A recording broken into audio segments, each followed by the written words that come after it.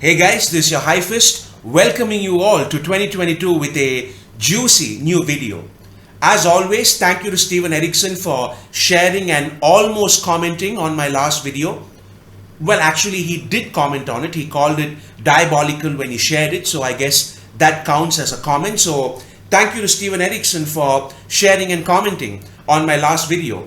So, let's get this started because I pulled my notes up. Malazan friendships. As we all know, one of the iconic themes of the 10 big books is the theme of friendship. It isn't even one of those things that you need to dissect. It's such an intrinsic part of the series that even a casual first-time reader would spot it. Look at all the talk about Malazan duos, for instance. Anyone familiar with the books would identify with that since it's so strong and obvious. This video would be 6 hours long if I was to go through all the legendary friendships in this series. I remember once a long time ago on Ishka's Discord server where I was like, hey guys, who's the best Malazan duo? I was like, it's Quick Ben and Kalam, obviously. And I think Ishka said, no, it's Tommy and Gessler. And someone else said it was Marpo and Icarium. And a new guy was like, oh, but what about Ondrak and Trull? And then as usual, we got people saying Tehol and Bug, Shadowthrone and Cotillion, Rake and Kaladin Brood, and then the Bridgeburner fans were like Picker and Blend, Fiddler and Hedge. So I obviously was like, wait a second, fuck all these guys. The best duo is Baukelane and Kobel Broach. So the point is there are many great duos in the series, as we all know. And of course, a lot has already been said about this, which we shouldn't be repeating here. People have already pointed out, for instance, that Erickson and Esselmott created this world together, and that a lot of these dynamics are perhaps based on their own tabletop role-playing experiences, which is why many of the exchanges and the bonds feel so genuine in the series. So all that's already out there, we don't have to rehash that per se. What I wanted to do in this video was go a little beyond that and look at some of the central themes that dominate the dynamics of friendship in the Malazan world. What are some of the common elements or recurring components which make these iconic duos so iconic, so interesting?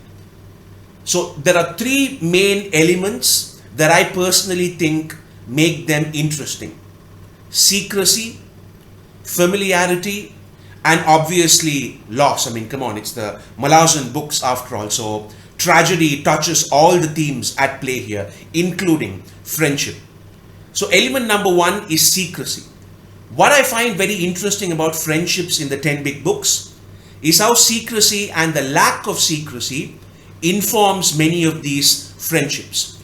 And what I mean by that is that you can almost draw a line in terms of power levels, and a very clear dichotomy emerges. Whenever a friendship has two very powerful characters or even one powerful character in the dynamic, we immediately see secrecy playing a big role. Whereas when it's a friendship between ordinary human beings, they tend to be a lot more open and honest with each other. Look at Marpo and Icarium. The entire dynamic is shaped by the secret that Marpo has and his dilemma in terms of protecting that secret from his friend. Tehol and Bug have a great dynamic, which is again shaped by the secret of Bug's identity. And even when Tehol realizes who Bug is, he just acts as if it doesn't change anything, and he barely even acknowledges that he knows Bug is an elder god. I mentioned in my Tehol video earlier that he's the only character in the 10 big books who sometimes seems aware that he's in a story. And here as well, it's almost like he knows that the Ericksonian laws of friendship demand that this element of secrecy be preserved. So he just kind of goes along with the facade. Look at Shadowthrone and Cotillion, who are great friends and who are both powerful, but they still have plenty of secrets and machinations that the other is not fully aware of, such as the scene where Cotillion suspects that Iskarnal pushed almost getting Dragnipur was Shadow Throne's idea, but Shadow Throne neither confirms nor denies it. Quick Ben and Kalam are a legendary team, but even Kalam admits that at the end of the day he knows nothing about Quick Ben. If you look at Trull and Onrak, they develop a great friendship, but a big part of that initially is the secrecy and mystique of who the other person is, since they've never encountered anything like each other before. Even the friendship between Tok the Younger and Tool, who have one of the most emotional bonds in the series, they don't really know that much about each other. And it's this secrecy and lack of knowledge about each other which eventually turns their friendship into such a deep connection. Now contrast this secrecy with the more human friendships in the series that are no less iconic. Stormy and Gessler, Picker and Blend, Fiddler and Hedge. The foundation for these duos is based more on trust and camaraderie than a veil of secrecy or mystery. In fact, you can even see this very clearly with the way Hedge treats Quick Ben and Fiddler differently when he returns from the dead.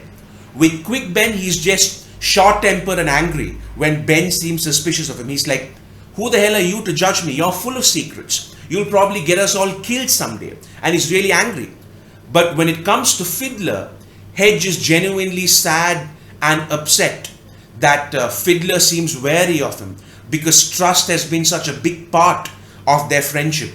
They are legendary sappers, known for their teamwork. They don't really have these big secrets from each other. You could of course say that this is just a contrast between the military friendships and the non-military ones, since I've only quoted Stormy and Gessler, Fiddler and Hedge, Picker and Blend, etc. But you see this lack of secrecy in non-military human friendships as well. If you look at the Darujistan gang, for example, Murillo and the rest of them, there's a great deal of camaraderie that sort of defines those friendships, not secrecy. So that's the first element, right? Secrecy and the dichotomy of secrecy.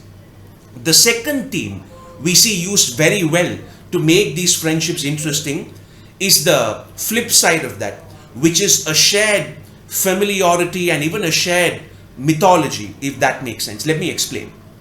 Most of the friendships, there are some exceptions, but most of the iconic friendships in the story have already begun by the time we as readers enter the story, as in Quick Ben Kalam, Shadow Throne Cotillion, Tihol Bug, Mapo Icarium, Fiddler Hedge, Picker Blend, Stormy Gessler, whatever.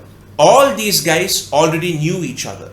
And this could of course be because Erikson and Esselmont already knew each other before these books were written or the world was created, or maybe all that's just a coincidence, right? And these duos usually have a larger than life reputation inside the Malazan world, even by the time we as readers enter the story. So I mentioned Quick Ben and Kalam and Fiddler and Hedge being legendary duos, but it's not just them. Mapo and Icarium are known throughout the world as these traveling companions. Shadow Throne and Cotillion are seen as these two emerging gods who work together. So the sort of reputation and infamy of these duos inside the Malazan world make us see their bond as being even more legitimate as well. The mythology of this world, the folk legend, almost the pop culture of this world, all look at these people as a cohesive duo. A notable exception to this would probably be Trull and Onrak, which could be the only major friendship in the series where they actually meet in front of our eyes and their journey ends in front of our eyes. We are there when Trull and Onrak meet each other for the first time.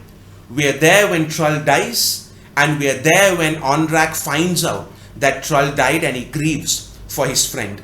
And this is a contrast with all the other major friendships which I've already started, which I think makes this extra interesting, and it shows that Erikson can do both styles. I guess you could say the same thing about Tool and Tok as well, where we see them meet and then we kind of see a resolution to that as well, but that becomes a lot more complicated, where Tok becomes Anaster and then a bridge burner and all that. But the original friendship between Tok and Tool in Memories of Ice is just spectacular. Speaking of bridge burners, this theme of familiarity, shared experience, a common mythology is a big part of what creates both the bridge burners and the bone hunters. It's the manhunt for quick bend through the Raraku desert which forges the bridge burners together, as does the Yagatan fire for the bone hunters. So this principle doesn't just apply to the duos, it applies to the larger combinations of friends and comrades in the book as well. And the third element, as I stated earlier, is the issue of loss. And this is what drives home the emotional punch for some of these friendships. There are many characters who clearly become lost because of losing their friends. Let's look at Mapo and Icarium once again, because they're two obvious examples, right? Neither of them are ever the same again after they get split. And the interesting thing about that is that Mapo knows what he's lost, while Icarium doesn't even know what he's lost. But he still realizes that something's wrong, to the point where it turns him suicidal.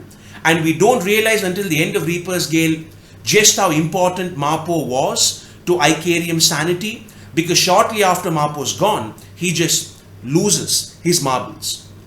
Another example under the theme of loss would be Gruntle, whom we meet early on in the series, and he's a relatively happy guy with his friends. He's got a dangerous job, sure, but he's relatively happy. But losing them leads him eventually insane as well. I guess Stony Menacus is more of a love interest in some ways rather than a friend, but those elements are certainly present as well. And it's quite tragic that way back in Memories of Ice, he tells Buke, the guy who turns into a bird, he tells him not to lose his sanity because he's alone. But by the time we get to the end of the 10 big books, that's precisely what's happened to Gruntle, unfortunately. Look at the people who are often considered to have the worst fates in the Malazan books. They are almost always fates where you have no friends and you're all alone. The Otataral dragon is probably the most tragic character in the entire series. And what makes it sad, a part of it, is the loneliness. The cripple god is another creature whose fate is one of the saddest in the books. And once again, a huge part of that is the loneliness and the pain of the loneliness.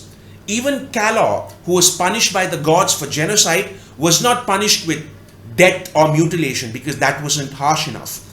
He's punished with immortality to the point where he can have no friends and family because they would all eventually die. And in this Malazan world, that loss is the most brutal loss. It's far more painful than the loss of your life. Even with characters who do have friends, we often see them unable to share this burden with their friends, and this takes a huge toll on their on their mental outlook as well. Rake is unable to share the burden of leading his people. Kaladin Brood is unable to share the burden of Burn's hammer. Bug is unable to share the burden of boredom because of his immortality. And we see them seeking out new friendships, which in a strange way eases their burden, like what Rake finds with Whiskey Jack, and obviously what Bug finds with Tehol. This is emphasized even more when we see people who are broken become whole in a sense once again when their friendship returns to them. Kasa comes a full circle with his friends Delum Thord and Bairoth Guild, where he is very dismissive of them at the start, but by the time they are dead and he's reaching this new level of understanding about himself and the world and all that, they become his companions again, and this empowers him. Although I must admit that Kasa is in many ways the worst friend to have. He's like kryptonite for friendship. Whenever he's the last friend of someone, usually something really bad happens to them, right? He's the last friend Bairoth Guild and Delum Thor have before they die. He's the last real friend Leoman has before he goes and does his Yugatan madness. He's the last friend Felicine the Younger has before Birithel gets a hold of her. He's the last friend Dasim has before he loses it with that confrontation at the end of Toll the Hounds. He's kind of the last friend Icarium has before he goes crazy. He's the last friend of that leper or beggar or whatever who dies in Kasa's arm before Kasa kills Fenna. Although I must admit that was touchy, right? But the moral of the story is try not to be friends with Kasa all along. Anyway, those were the three fundamental elements that I think characterize Ericksonian friendships or Malazan friendships. Let's be more accurate. Secrecy, familiarity, and loss. I just want to end by adding some memorable moments of friendship in the series as well. We have Beak, R.I.P. Beak, who's obviously one of the most emotionally powerful characters in the entire series, as I've mentioned many times before. And his entire sacrifice is that he died wanting to protect his friends. And the fact that these friends never really appreciated how pure he was, that made his death even more powerful to me. Crocus going from Crocus to Cutter and then back to Crocus again once he sees his friends from Darujistan was good. Probably one of the few interesting things about that character. And that goes back to the point that I was making about people becoming whole again once they are reunited with their friends. The friendship between Barathol and Cha is one of the most touching bonds in the 10 big books, and there are many scenes which have a lot of emotional impact, like Cha trying to follow them barefoot when Barathol's leaving, or when Cha almost drowns and Barathol tries to wake him up. The friendship that young Harlow has with the boy Bainik, who unfortunately dies. The list of great friendships in this series is endless, as I'm sure I've been repeating over and over again at this point. But what we can tell for sure is that this series explores it in so many different facets that it truly does become one of the central themes. Just as how empire, religion, violence, culture, politics, just as how many of those large philosophical questions are a central crux of the story, so is this basic and enjoyable theme called friendship. So the next time you think back on a friendship or a duo in the Malazan series, try to look at how all these different elements that I've mentioned play into the portrayal of that dynamic. And I'm sure you'll be able to dig a lot more out of it. So that's it, guys. I hope you enjoyed this video. I hope my analysis gave you some food for thought about the 10 big books. Take care, and your high fist will see you soon, guys.